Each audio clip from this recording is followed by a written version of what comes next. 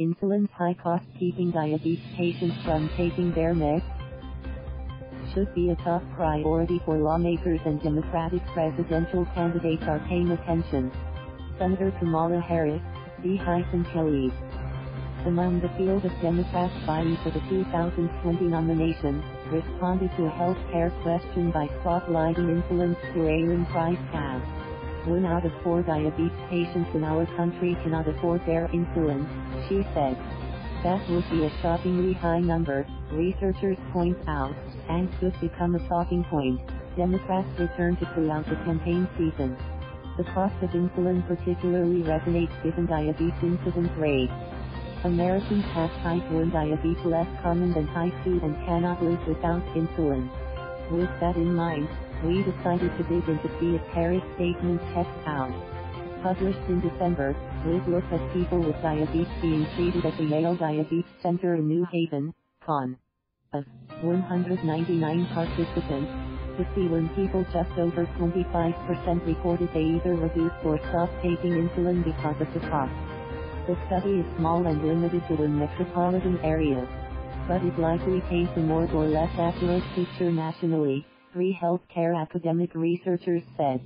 The characteristics of the people that were included look reasonably well distributed across measures we'd be thinking about, like age, insurance type, race, ethnicity, said Stacie Dusetzina, an associate professor of health policy at Vanderbilt University.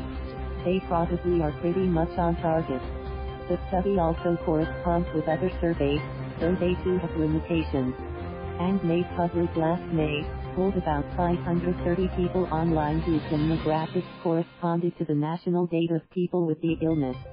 About 27% of respondents suggested the price of insulin had affected their past year purchase or use of insulin. There is also an online opt-in survey administered by T1 International, an advocacy group for people with diabetes. Its 2018 results and methodology are undergoing peer review and have not yet been published in full, said James Elliott, one of the organization's trustees. He suggested it would likely ultimately support Harris' 1 out of 4 talking points. There's some extrapolation, but the point is, more true than not. The caveat is that Harris' comment is based on limited data, and only one of the papers has been peer reviewed. Though insulin's price has skyrocketed in recent years, no sizable national survey or study has tracked insulin affordability, said Dr. Jing Luo, an instructor at Harvard Medical School who was involved with the Yale study and has researched insulin pricing more generally. That perhaps limits any effort to make an argument about insulin access nationwide, or at the very least requires some extrapolation. That said, the 1-in-4 figure is more true than not, Luo said. It's as accurate as the data available allows, Luo said. It's a reasonable estimate. Really, there's no data to suggest otherwise. We also asked about Harris' specific word choice, cannot afford their insulin.